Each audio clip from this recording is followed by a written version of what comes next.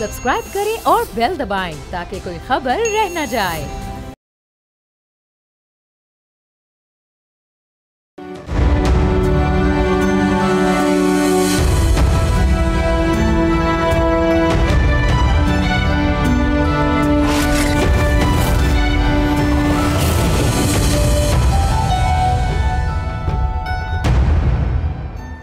Asia cup cricket का इख्तिताम तनाज़ात के साए में हुआ। भारतीय टीम ने खेलों की रिवायात को नज़रअंदाज किया। पहले पाकिस्तानी खिलाड़ियों से हाथ मिलाने से गुरेज और फिर फाइनल जीतने के बाद पीसीबी चेयरमैन और एसीसी सरबराह मोहसिन नकवी से ट्रॉफी वसूल करने से इनकार किया। इस पर भारतीय वज़ीर आज़म के बयानात ने माहौल को और मज़ीद कशीदा बना दिया, गोया ये मैच नहीं बल्कि जंग जीती हो। यह रवैया खेल की रूह के खिलाफ है और भारत की ज़ख्मी अना की अक्कासी भी करता है, जिसकी हर खेल से मोहब्बत करने वाले को मज़म्मत करनी चाहिए। अब डोमेस्टिक सियासत की अगर हम बात करते हैं तो वहाँ पर आज सुप्रीम कोर्ट के आइनी बेंच ने जस्टिस तारिक महमूद जहांगीरी को काम करने के फैसले से रोकने वाले फैसले को मुअत्तल कर दिया है, जिससे इस्लामाबाद हाई कोर्ट का जजेस तनाज़ा नया रुख इख्तियार कर गया है। दूसरी तरफ पेशावर में पीटीआई ने एहतजाजी जलसा तो किया मगर उससे कोई वाज़ेह रोड मैप सामने नहीं आ सका, जिसके बाद आज वज़ीर आला खैबर पख्तूनख्वा ने अडियाला जेल में बानी पीटीआई से एक तवील मुलाकात की है।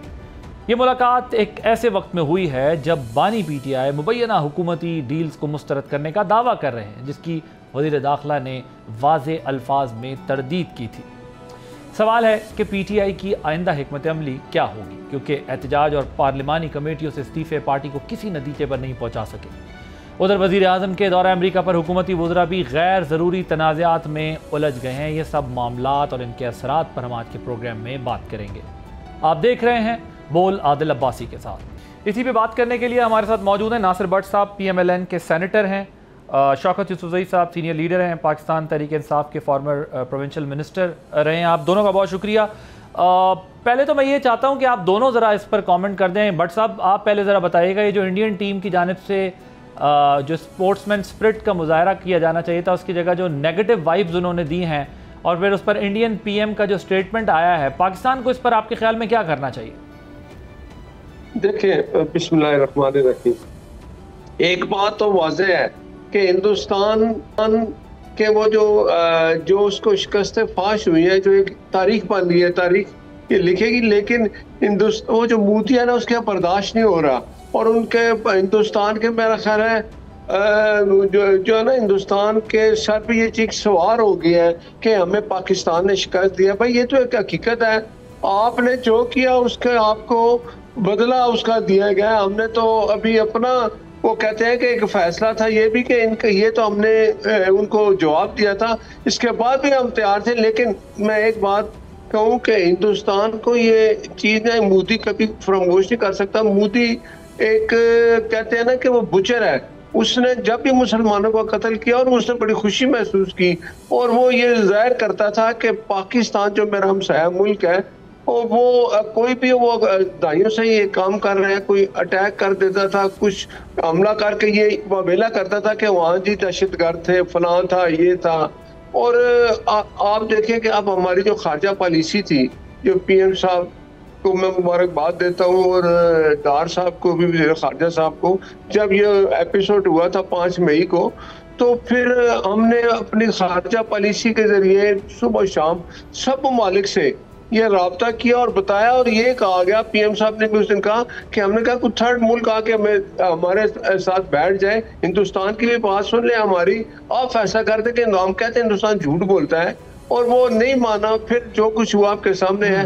अब खेलों में भी हिंदुस्तान जो है, ये अगर जिस तरह की वो हरकत कर रहा है, तो ये उसकी फस्तायत है, वो परेशान है। लेकिन ये चीज़ तो अब छुप नहीं सकती। लेकिन एक बात है कि PM साहब ने फिर ये कहा, और उन्होंने UNO में भी कहा कि हम अपने हमसाया मुल्क से अच्छे तल्लुकात रखना चाहते हैं, हम उनसे अच्छे तल्लुकात रखने के ख्वाहिशमंद हैं।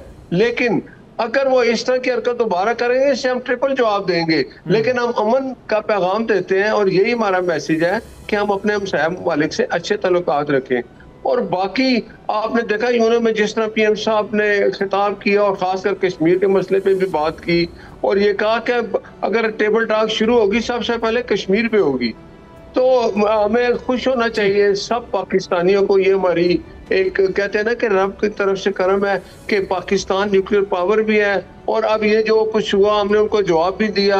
और दूसरा सऊदीया के साथ जो हमारा एक मुआहदा हुआ, ये कितनी हमारी खुशकिस्मती है कि हमने मदीना पाक और खाना काबा की हिफाजत के भी अल्लाह ताला ने हमें चुना है। सऊदीया के साथ हमारा एक मुआहदा हुआ। लेकिन एक बात है कि कुछ लोग इन चीजों से खुश नहीं है। मैं समझता हूँ वो कोई पाकिस्तानी नहीं है जो इस पे खुश हुआ हो। हर पाकिस्तानी खुश है स्वाय चंद लोगों के। अब पता नहीं उनके जहन में क्या है, अल्लाह उनको भी हिदायत दे। अच्छा, ये शौकत यूसुफजई साहब, अगर आप लोग क्या समझते हैं क्या होना चाहिए अब जो रवैया खेल में भारत ने खेल के मैदान में भी कल इख्तियार किया है, तहरीके इंसाफ क्या समझती है कि उनके साथ क्या होना चाहिए, अब किस तरह आगे बढ़ना चाहिए? बिस्मिल्लाहिर्रहमानिर्रहीम। देखिए, दोनों मुल्कों के दरमियान जो इस वक्त कशीदगी है, जो उसमें तो कोई एक अनएक्सपेक्टेड बात तो नहीं थी कि इंडिया आपके बारे में क्या कहेगा। मेरे ख्याल से हमें अपने खेलों पे तवज्जो देने की ज़रूरत है, अपनी टीम को बेहतर करने की ज़रूरत है, जो उनके सामने एकदम नर्वस हो जाती है। मेरे ख्याल से हमें बजाय इसके कि हम उनकी बातों पे बहस करें कि जी उन्होंने क्या कहा, हमें अपनी टीम को तवाना बनाना चाहिए। ये जो इन्होंने बात की ना कि हमें सऊदी अरब के साथ हमारे मायदे हुए, कुछ लोग इस पर नाराज हैं। कौन से लोग हैं जो नाराज हैं? क्योंकि उसकी तो इमरान खान ने भी कहा है कि कह रहे होंगे मेरा ख्याल। अच्छा, यही तो इनकी वो है ना, मैं इसको क्या लफ्ज़ इस्तेमाल करूं। आप खुश हैं इन मुआहदों पे सऊदीया के साथ जो हुए हैं? देखिए, सऊदी के साथ तो हमारे पहले से अच्छे ताल्लुकात हैं। फिर दूसरी बात ये कि अगर मक्का मदीना इसकी अगर तहफ़्फ़ुज़ की बात हो, इसकी सिक्योरिटी की बात हो, तो कौन कम वक्त होगा जो इस पे वो करेगा कि जी इस पे हम खुश नहीं हैं। मैं तो कह रहा हूँ कि अगर हमें कुछ ना भी दे ना, तब भी हमें सपोर्ट करना चाहिए। सही बात। और इमरान खान ने इसको सपोर्ट किया है, इस मायदे की उन्होंने तारीफ की है, और उन्होंने कहा कि ये पहले से अमल जारी था और अब चूंकि इसको अमली शक्ल दी गई तो अच्छी बात है। तो मेरे ख्याल से इस तरह हर चीज को अगर आप तनकीद करेंगे ना, तो फिर आप पे भी तनकीद होगी, फिर आप उसको बर्दाश्त करें। चले, अब आते जरा जलसे की तरफ। ये जो जलसे की इतनी हाइप क्रिएट की गई थी, निकला तो इसमें से कुछ भी नहीं। ना कोई रोड मैप है, ना कोई बड़ा ऐलान है शौकत यूसुफजई साहब, ना इसमें कोई कंस्ट्रक्टिव कोई कंक्रीट चीज़ है। ये एक्सरसाइज क्यों की गई थी? नहीं, देखिए, ये तो उन लोगों के मुंह बंद करने थे ना, जो कह रहे थे कि जी पीटीआई खत्म हो गई है या कोई नहीं निकल रहा है। तो कम से कम ये तो देखिए, एक सियासी जमात है, अपना जलसा कर रही है, अपना एहतजाज कर रही है। बाकी हम कोई अस्करियत पसंद कुव्वतें तो नहीं है ना कि डंडे उठा कर आ जाएं और हम कहें कि जी अब कोई नतीजा निकालना है हमने। लेकिन वो जो लास्ट मीटिंग हुई थी उसमें तो बैरिस्टर साहब जो हैं वो मिलकर आए थे इमरान खान से। उन्होंने कहा था कि आप रोड मैप देंगे वो अगला इस जलसे के जरिए। हाँ, तो रोड मैप दे देंगे ना, जलसे के जरिए हो या वैसे ही हो, रोड मैप मिल जाएगा। ठीक, आप भी कोई नासिर भट्ट साहब कह रहे हैं रोड मैप हम आपको आज नहीं थोड़े दिन बाद दे देंगे। आज सिर्फ जलसा था हमारा और जलसे में हम सिर्फ ये दिखाना चाहते थे कि आवाम हमारे साथ हैं। कोई हीट फील कर रहे हैं, कोई प्रेशर है आपकी हुकूमत पे? क्या रीडिंग है आप लोगों की, और क्या पीटीआई अब भी आपकी हुकूमत के लिए कोई ख़तरे का बाइस है? बाकी वो कह रहे हैं रोड मैप आपको दे देंगे हमारा, और आप मुस्कुराए जा रहे हैं उनके रोड मैप पे। नहीं, मैं सिर्फ ये मुस्कुरा रहा हूँ कि इनको हम समझाते रहे 2 साल के आपके लिए कोई नहीं आता, आप ऐसा करें, एहतजाज करना है तो केपीके आपकी अपनी हुकूमत है, वहाँ रोज एहतजाज करें। फिर उन्होंने अपने सारे वो कहते हैं ना कि मुलाजमीन सारे जितने वो सारे इकट्ठे कर लिए। इनके पास रोड मैप क्या होना है? कुछ नहीं है। इन्होंने मैं छोड़ूंगा नहीं, वो मैं करूंगा नहीं, 2 साल वो करता रहा, पीछे आठ के आखिर एंड पे आके घर में बैठ गए।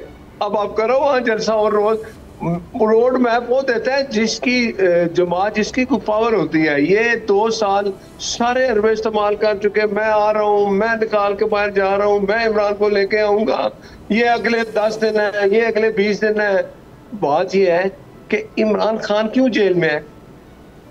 इमरान खान इसलिए जेल में है कि उसने 9 मई कराया है। वो एक मंसूबे के तहत उसने अपने लोगों को अपनी फौज पे हमला कराया है, जीएचक्यू पे हमला कराया। वो हमने नहीं कहा था, आपने किया। वो फुटेज सबके सामने है। अगर आप ऐसा करोगे तो वो तो एक कानून है, कानून अपना रास्ता लेता है। आपने 26 नवंबर किया, आपने किया जाके आप वहाँ बैठे, जो रेड जोन था, और आप जबरदस्ती वहाँ घुसे। फिर आप वहाँ करते क्या थे? ये कारकुनों को बुला के चंद कारकुन थे फिर भाग जाते थे। या ये अपने साथ वो लेके आ जाते थे गैर मुल्की लोग जो पकड़े जाते थे, या अपने साथ ये वो दहशतगर्द लोग लाते थे जो सामने आता है पकड़े जाते हैं। जो सियासी जमात होती है ना, वो अपने कामों से अवाम में उसका एक नाम होता है, खाली दावे करना, झूठ।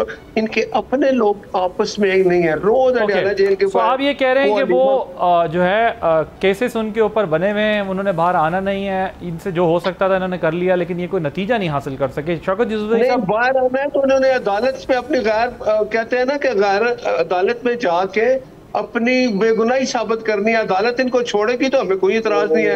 हमने तो इनको जेल में भी भेजा। कोई एक सियासी कैदी बताए जो हुकूमत ने किसी को जेल भेजा हो। ये सब 9 मई वाले हैं, 26 नवंबर वाले हैं, कानून हाथ में लेते हैं। जहां इनको रोका जाता है वहां जाते हैं, पुलिस वालों पे तशद्दुद करते हैं। कोई डील भी वो कहते हैं कोई डील ऑफर हुई थी मुझे, खान साहब कहते हैं मुझे कोई डील ऑफर हुई थी और वो डील जो है मैंने मानी नहीं। ऐसा कुछ हुआ है? क्योंकि मोहसिन नकवी साहब ने तो क्लियर कट वर्ड्स में कहा, उन्होंने कहा बताएं किसने की थी, नाम बताएं किससे की थी। ऐसी कोई चीज़ हुकूमत की तरफ से कोई कोशिश की गई थी क्या? ऐसी कोई चीज है नहीं। ये इमरान खान ख्वाब देखता है, सुबह कहता है मेरे पास डील आई थी कि मैं वो डील से इनकार करूं। भाई ये तो पाँव पकड़ रहा है। ये तो कहता है कि मेरे साथ बात करें। ये क्यों कहता है मैंने उनसे बात करनी है? क्योंकि ये उनके जरिए 2018 में आया था। इसके दिमाग में वही है कि मैं वहीं से फिर उनके पाँव पकड़ के उनके साथ राजी हो जाऊंगा, कुछ बात करूंगा।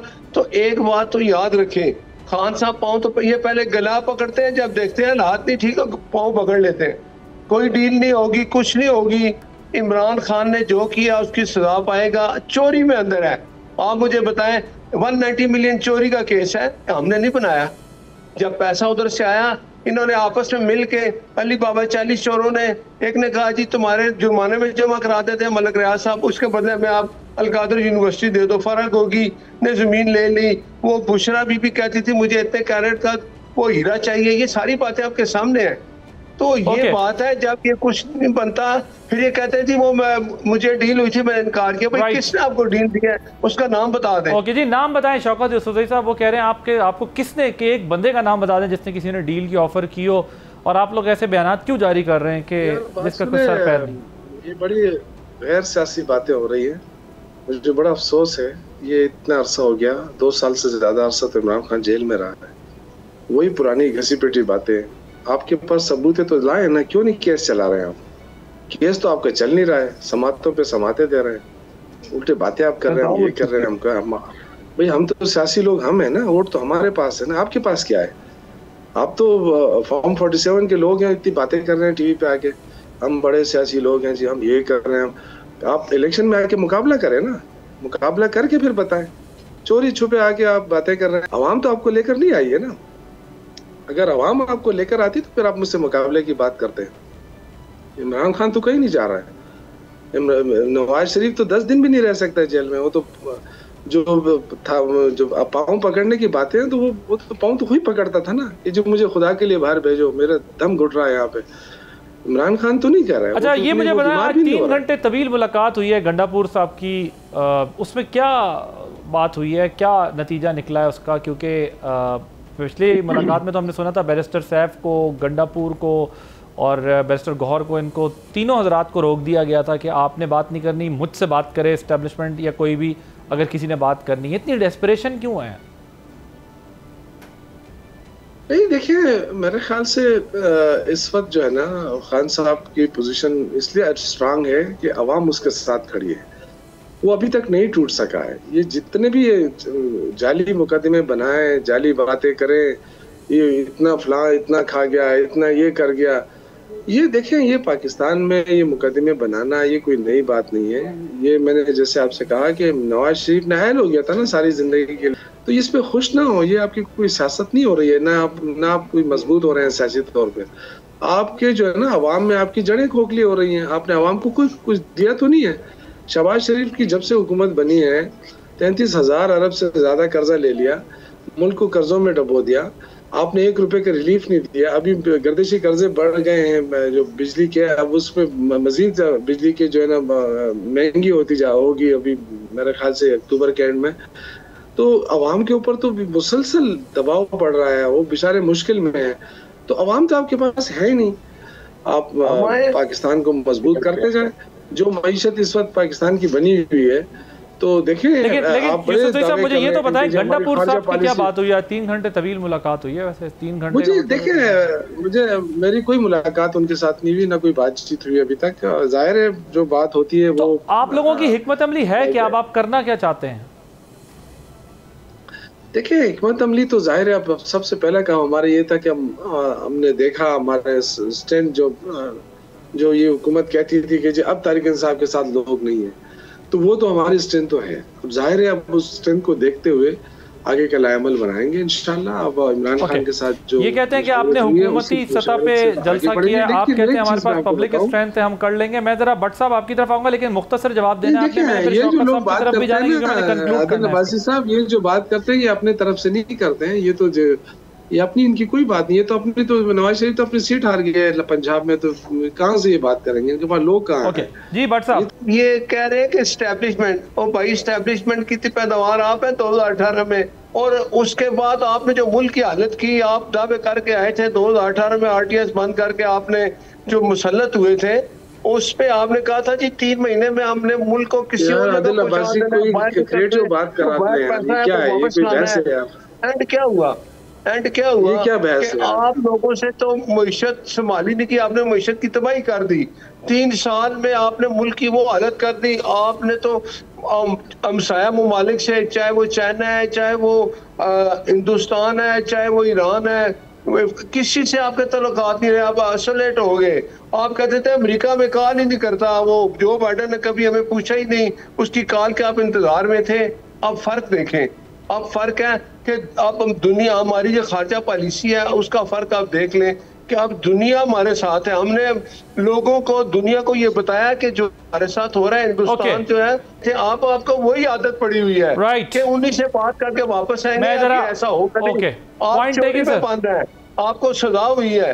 भट्ट साहब पॉइंट आ गया। मुझे 1 मिनट यूसुफ साहब, मैंने फिर कंक्लूड करना है जी। वो कहते हैं आप भी 18 में इसी मदद से आए। देखिए ये पुरानी बातें हैं, इससे क्या नतीजा निकलेगा? ये जो देखिए 8 फरवरी को इनका चेहरा सारी दुनिया ने देख लिया, इनकी कुव्वत भी देख ली। 8 फरवरी को सबको पता चल गया कि इनके साथ सारी कुव्वतें मिली हुई थी, फिर भी जो है ना 17 सीटों से आगे नहीं बढ़े। अब जाली तरीके से इनको इजाफी सीटें मिल गई, इजाफी लोग मिल गए, हुकूमत बना दी, और उसी पराई हुकूमत पे अब ये नाम ले रहे हैं, मतलब वही ISI वही उसको नाम ले रहे हैं कि जी हम आपको वो लेकर आए। तो आपको कौन लेकर आया है? तो ये तो देखें ना, इदारों को बदनाम न करें। आप मानते हैं? आप इदारों को बदनाम न करें, अपनी कमजोरियों जो है ना, अपनी कमजोरियों से इदारों को बदनाम न करें। बस आपकी कमजोरियां हैं, सारी दुनिया ने देख ली हैं, बस खामोश हो जाए। हमें सबको पता है कि आपको कौन लेकर आया है, कैसे लेकर आया है। आप ये माने कि हमें कोई और लेकर आया और आपको कोई और लेकर आया है। छोड़े ये बातें। 2018 में आपको लाए, RTS बंद करके आपको लाया गया, फिर भी आप मुल्क नहीं चला सके। शौकत यूसुफजई साहब, नासिर भट्ट साहब, आप दोनों का बहुत शुक्रिया। एक ब्रेक लेंगे, ब्रेक के बाद जब वापस आएंगे तो कुछ बात करेंगे यूनाइटेड नेशन में होने वाली सूरत हाल के ऊपर, और वजीर आज़म और फील्ड मार्शल की मुलाकात हुई अमेरिकन प्रेसिडेंट से, उस पर बात होगी आफ्टर दिस ब्रेक।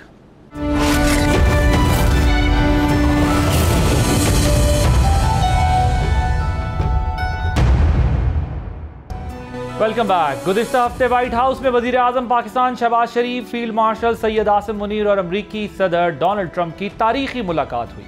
इस मुलाकात को सिफारती माहिरीन पाकिस्तान और अमरीका के ताल्लुकात के नए दौर का आगाज़ करार दे रहे हैं। ये मुलाकात सिर्फ 2 ममालिक की दोस्ती तक महदूद नहीं, बल्कि बदलती हुई आलमी सूरत हाल में पाकिस्तान के बढ़ते हुए किरदार और उसकी अहमियत को भी उजागर करती है। मुलाकात में अमरीकी सदर ने पाकिस्तान के साथ तजारती और इक़्तिसादी ताउन बढ़ाने की यकीन दहानी कराई और इंसदाद दहशतगर्दी में पाकिस्तान के किरदार को सराहा। वज़ीर आज़म ने सदर ट्रंप को अमन का अलमबरदार करार दिया और भारत के साथ कशीदगी कम करने में उनकी कोशिशों को खिराज तहसीन पेश किया। साथ ही पाकिस्तान ने अमरीकी कंपनियों को ज़राअत, IT और मादनी वसाइल में सरमायाकारी की दावत भी दी। सिफारती माहिरीन के नज़दीक ये मुलाकात न सिर्फ ख़त्ते में अमन के इम्कानात को बढ़ाती है, बल्कि पाकिस्तान की मईशत और आलमी पॉलिसी में नई राहें भी खोल सकती है। सवाल ये है कि नई गर्मजोशी पाकिस्तान के लिए किस कदर देर पा साबित होगी और ख़त्ते की सियासत में इसके क्या असरात होंगे। इन तमाम मामलात पर बात करने के लिए मेरे साथ इस वक्त मौजूद हैं अमेरिका में पाकिस्तान के साबिक सफ़ीर मसूद खान साहब। सरदार मसूद साहब, मुझे ये बताइएगा कि आप इस मुलाकात को किस कॉन्टेक्स्ट में देखते हैं? क्या ये वाकई पाक अमरीका ताल्लुकात में एक फ्रेश स्टार्ट है और इसको अभी आप आगे कितना आगे जाता देख रहे हैं?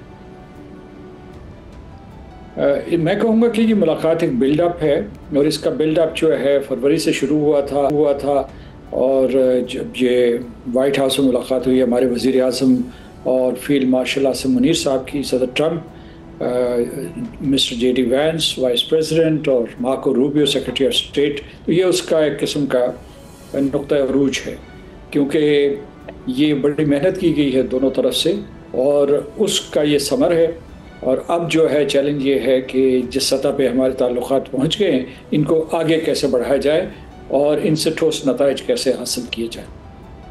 अच्छा, अब ये जो पाकिस्तान और अमेरिका के बीच में ट्रेड इकोनॉमी की कॉपरेशन पर बात हो रही है, इसको अगर प्रैक्टिकल शेप देना हो तो किस किस्म का फॉलोअप ज़रूरी है? रिक्वायरमेंट्स क्या हैं अब इसकी? एक तो हमें अपनी बरामदी इस्तेदाद को मजबूत बनाना होगा क्योंकि अमेरिका हमारे लिए सबसे बड़ी बरामदी मंडी है, यानी सिंगल कंट्री बरामदी मंडी जो है वो अमेरिका है। और इस वक्त जो है तिजारत का तवाज़ुन हमारे हक़ में है, यानी वहाँ से हम ज़्यादा बरामद करते हैं और कम दरामद करते हैं। तो इस वजह से एक तो इसके ऊपर मेहनत करने की ज़रूरत है क्योंकि अमेरिका की इतनी बड़ी मार्केट है कि अगर हम जो है 2 गुना या 3 गुना चीज़ें भी वहाँ भेजें तो वो वहाँ उनकी खपत हो जाएगी। उसकी वजह ये है कि रास्ते तो बने हुए हैं, वो पहले से हमारी चीज़ें ख़रीद रहे हैं, वो टेक्सटाइल हों या उसके बाद जो मुख्तलिफ़ किस्म की मसनूआत हों, वो चमड़े की हों, वो जो सर्जिकल इंस्ट्रूमेंट्स हों, जितनी भी चीज़ें हैं जो हमारे पास हैं वहाँ अमेरिका में जाती हैं, उनकी खपत हो जाती है। तो हमें अपनी सनती इस्तेदाद बढ़ाना होगी। और दूसरा ये है कि ये तो तिजारती डायमेंशन है और हमें जो है कोई रियायत भी मिली है क्योंकि हमारे ऊपर जो टैरिफ लगाया है वो इलाके में सबसे कम है, यानी 19% है, जबकि वियतनाम, बांग्लादेश और दूसरे ममालिक जो है, हिंदुस्तान, उसके ऊपर 50% है। तो इसलिए हमें एक एडवांटेज भी हासिल हो गया है क्योंकि यानी फ़र्ज़ कीजिए कि हमारी टेक्सटाइल्स जो है वो ज़्यादा जाती हैं, तो टेक्सटाइल्स के लिए पाकिस्तान की मसनूआत जो है वो ज़्यादा कम्पेटिटिव हो गई हैं इस कम टैरिफ की वजह से। ये तो हो गया कलील मुद्दत के लिए, लेकिन तवील मुद्दत के लिए मनसूबाबंदी की ज़रूरत है कि किस तरीके से एक्सपोर्ट लेड इकानमी हम बनाएं। यानी मतलब ये है कि वो सिर्फ पहले जो है इंपोर्ट सब्स्टिट्यूशन पे हम तवज्जो देते रहे, लेकिन अब जो है एक्सपोर्ट लेड होनी चाहिए, राइट, ताकि हमारे कंपेटिटिव होनी चाहिए। दूसरी चीज़ जो आपने माशी का जिक्र किया, तो माशी में सबसे बड़ी चीज़ सर फहरिस्त जो है वो अमेरिका की सरमायाकारी में, यानी ये क्रिटिकल मिनरल्स की एक्सट्रैक्शन है और जिसकी अमेरिका को ज़रूरत है, हमारे पास सप्लाई मौजूद है। उसके अलावा जो है न्यू टेक्नोलॉजीज़ में इन्वेस्ट करवाया जाए। अमेरिका ने यह भी वादा किया है कि वो हमें तेल के ज़खायर तलाश करने में हमारी मदद करेगा और सरमायाकारी करेगा। तो इन चीज़ों में मैं समझता हूँ कि ठोस नताइज हासिल किए जा सकते हैं। Right, fair enough. अब ये जो प्राइम मिनिस्टर ने प्रेसिडेंट ट्रंप को पीस लीडर करार दिया है और नोबेल इनाम के लिए भी जो है वो उनको नॉमिनेट किया है, अपना सजेशन दी है, तो डिप्लोमेटिक टर्म में अगर मैं आपसे समझूं तो इसकी क्या सिग्निफिकेंस है, क्या इंपॉर्टेंस है? देखिए, इसे मैं 3 हिस्सों में तकसीम करता हूँ। पहला हिस्सा है मार्का हक से मुताल्लिक़। वो ये है कि अमेरिका ने वाकई एक बहुत काबिल सताइश किरदार अदा किया और उसने इस जंग को ख़तरनाक मोड़ से वापस लाने में पाकिस्तान की मदद की, हिंदुस्तान की भी मदद की। पाकिस्तान इकरार करता है और शुक्रिया अदा करता है अमेरिका का, हिंदुस्तान इनकार करता है और उनको चैलेंज करने की कोशिश करता है। तो ये हमारे रवैयों में तज़ाद है, हिंदुस्तान और पाकिस्तान के रवैयों में तज़ाद है। तो उसमें मार्का हक में अमेरिका ने हमारी मदद की और कश्मीर को एक मरतबा फिर बैनुल अक़वामी एजेंडे पे रखा। तो हम ज़ाहिर है उन्हें कह सकते हैं कि वो अमन के दाई हैं और चाहते हैं कि यहाँ अमन और सलामती हो जनूबी एशिया में। हिंदुस्तान की तवक्को ये थी कि किसी तरीके से वो हिंदुस्तान का साथ दे, और लेकिन ये साबित ये हुआ कि जब भी हिंदुस्तान और पाकिस्तान में तसादम होगा तो अमेरिका जो है किसी एक तरफ झुकाव का मुजाहरा नहीं करेगा, बल्कि वो जंग रुकवाने की कोशिश करेगा। दूसरा जो है, सदर ट्रंप ख़ुद अपनी ज़बान से ये कहते हैं कि उन्होंने 7 जंगें रुकवाई, यानी अफ्रीका में, उसके बाद जो है कम्बोडिया और थाईलैंड के दरमियान, फिर जो है यूरोप में, तो ये सारी की सारी वो खुद इकरार करते हैं। तीसरा ये है कि जो मशरक़ वस्ता में वो कोशिश कर रहे हैं, स्टीव विटकॉफ जो उनके ख़ुसूसी नुमाइंदे हैं, उन्होंने एक रोड मैप दिया है जंगबंदी के लिए, मुस्तकिल जंगबंदी गज़ा में और फ़लस्तीनी रियासत की का हदूद अरबा तय करने के लिए, उसकी जो है सरहदें तय करने के लिए, उस सरज़मीन के बारे में उसकी हिफाजती इक़दामात के लिए एक सिक्योरिटी फ़ोर्स के इस किस्म के जो है उसमें बहुत से पॉइंट्स मौजूद हैं। तो अगर ये कामयाब हो जाती है तो वो वाकई अमन के अलमबरदार कहलाएंगे। आज हमारे प्राइम मिनिस्टर ने भी जो है वो कहा है कि ये जल्द हो सकता है। जी, मतलब यह है कि अगर इसमें अमेरिका के विल हो, इस वक्त जो है तमाम दुनिया की निगाहें वाशिंगटन की तरफ हैं, क्योंकि जहाँ तक मगरबी यूरोप के अहम तरीन ममालिक का ताल्लुक़ था, या कनाडा और ऑस्ट्रेलिया में मगरबी ब्लॉक के 2 और मुल्कों का नाम लूँगा, तो इन्होंने जो है फ़लस्तीन की रियासत को तस्लीम कर लिया है और बराह रास्त और बिलवास्ता तौर पर इसराइल की पॉलिसियों से शदीद इख्तलाफ किया है। लातीनी अमेरिका पहले से फ़लस्तीन को तस्लीम करती है, उसकी अक्सरियत जो है, इसी तरीके से अफ्रीका की थर्ड वर्ल्ड कंट्रीज़ जो भी जितने भी रहें, और 3/4 अरकान अक़वाम मुत्तहिदा के फ़लस्तीन को तस्लीम कर चुके हैं। This is an overwhelming majority. तो इसलिए ये है कि और उसमें सिर्फ और सिर्फ अगर सदर ट्रंप जो है वो इसराइल को मनवा लें तो यकीनन ये जंग ख़त्म हो सकती है। इसलिए ये कहना सही है कि अगर वो ये ऐसा करेंगे तो वो अमन के पैगंबर होंगे, और साथ साथ ये है कि ये ऐसा करना मुमकिन है। सो ये जो हमारे सामने इस रीजन के चैलेंजेस हैं, जिसमें इंडिया के साथ हमारी टेंशन है, कश्मीर का इशू जिसका आपने भी अभी हवाला दिया, और अफ़गानिस्तान की जो सूरत हाल है, ये जो बड़े चैलेंजेस हैं, आपके ख़्याल में इस मीटिंग से इन इशूज़ पर पाकिस्तान का रोल कितना बढ़ सकता है? और थोड़ा सा अब मुझे ये भी बताइएगा कि बड़ा इंडिया के ऊपर हार्ड स्टांस लिया हुआ है, उन्होंने टफ स्टांस लिया हुआ है अमेरिकन प्रेसिडेंट ने, और काफ़ी इंडियंस को पुश किया है कुछ पॉलिसीज़ के ज़रिए, कभी टैरिफ की सूरत में, कभी पीस प्रोसेस के बीच में, कभी हमें दिख रहा है कि वो H1B वीज़ाज़ के थ्रू कर रहे हैं, बहुत सारे ऐसे स्टेप्स ले रहे हैं जिससे इंडियंस इफ़ेक्ट कर रहे हैं। सो ये जो पॉलिसी है, क्या अमेरिका में ऐसी किसी पॉलिसी को एक्सपेक्ट किया जा रहा था कि ऐसा होगा और ये जो सारी सूरत हाल ऐसी बन जाएगी? एक तो वैसे जब इन्होंने आगाज़ किया फरवरी में, तो बाहमी एतमाद से आगाज़ किया, हिंदुस्तान और अमेरिका की बात कर रहा हूँ, लेकिन उसके बाद ये हुआ कि टैरिफ का मसला आया, हिंदुस्तान ने हार्ड बॉल खेलना शुरू किया, मतलब वो ये कि अमेरिका की बात नहीं सुन रहे थे, और फिर ये भी अमेरिका को एहसास हो गया था कि जो भारत है वो चीन के ख़िलाफ़ काउंटरवेट के तौर पर इस्तेमाल नहीं हो सकता, वो उसकी मंशा ही नहीं थी और ना ही उसमें ये सलाहियत मौजूद थी। दूसरी तरफ जो है रूसी रशियन फेडरेशन के साथ हिंदुस्तान के बहुत करीबी ताल्लुक़ात थे, और उनसे वो सस्ते दामों तेल और गैस ख़रीद के बहुत मुनाफा कमा रहे थे। एक एतबार से सदर ट्रंप ने ये सोचा कि वो, और कहा भी कि वो रूस की जंग की सरमायाकारी कर रहे हैं, यूक्रेन के ख़िलाफ़ कर रहे हैं, और फिर जो है जो ग्लोबल साउथ है उसके वो हिंदुस्तान कायद के तौर पर उभर रहा था और एक मुतबादल आलमी निज़ाम की बात कर रहा था खुलकर। लेकिन जो मार्का हक़ के बाद हिंदुस्तान ने जिस किस्म की सियासी और सिफाती बदअखलाक़ी का मुज़ाहरा किया, उसका भी गहरा असर हुआ। और उसके बाद जो है जब अमेरिका से आरसी दूरी हुई, तो जिस तरीके से SCO समिट के ऊपर इन्होंने जाके बयानात दिए जिसमें ये कहा कि किसी तीसरे मुल्क को चीन और हिंदुस्तान की दोस्ती के दरमियान नहीं आना चाहिए, ये 2 बड़ी एशियन पावर्स हैं, इसी तरीके से इससे मिलता जुलता बल्कि इससे भी सख्तर बयान जो है वो रूस के हक़ में दिया। तो हिंदुस्तान ने ये, यानी उन्हीं के अपने नुक़्ता नज़र से कह रहा हूँ कि बहुत बैड चॉइसेस की, और इसका एक नतीजा ये है कि अमेरिका से उनकी दूरी मज़ीद हो गई है। तो मैं ये समझता हूँ कि ये हिंदुस्तान का ख़ुद किया धरा है। उन्होंने लियाकत और जहानत से काम लेने के बजाय टकराव का रास्ता इख्तियार किया है, और उसके वो नताइज भुगत रहे हैं, और पाकिस्तान के लिए एक किस्म का ये नेट बेनिफिट है। So they miscalculated the whole situation.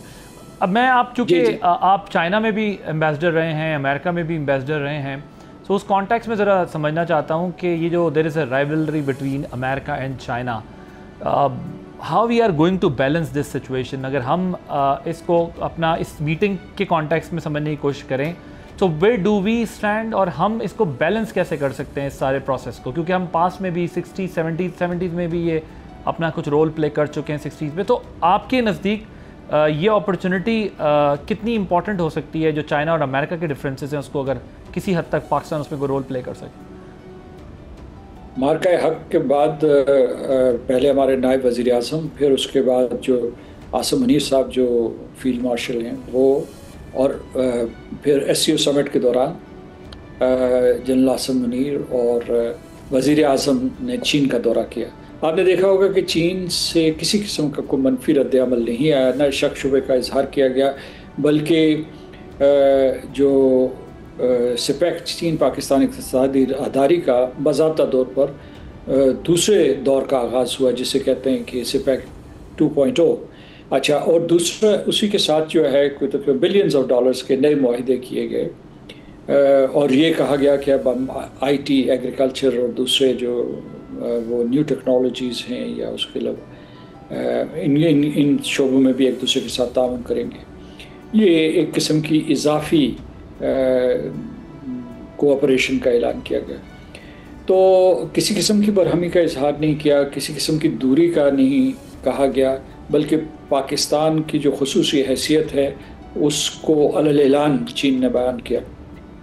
और जब मैं यही कहूँगा कि ये सारे के सारे बयानात जो है वो वाशिंगटन में भी पढ़े जा रहे थे और देख रहे थे कि बॉडी लैंग्वेज क्या है हमारी चीन के साथ और हमारे कितने देरीना ताल्लुक़ात हैं, तो चीन ने इसके ऊपर एतराज़ नहीं किया।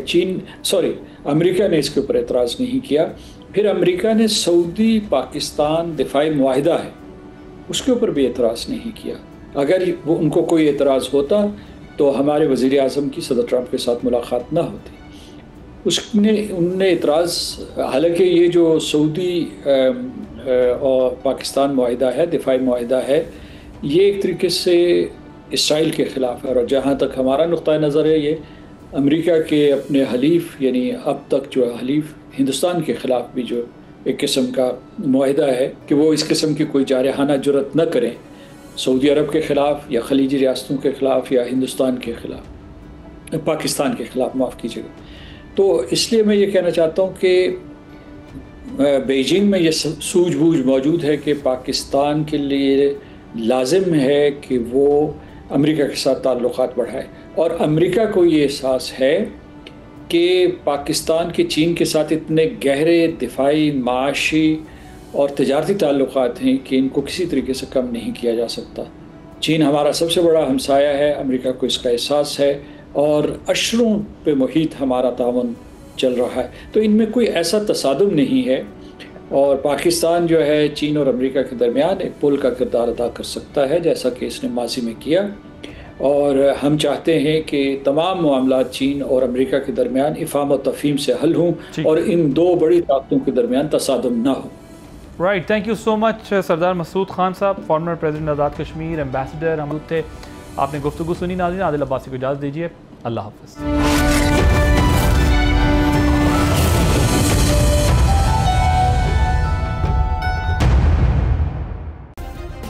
सब्सक्राइब करें और बेल दबाएं ताकि कोई खबर रह न जाए।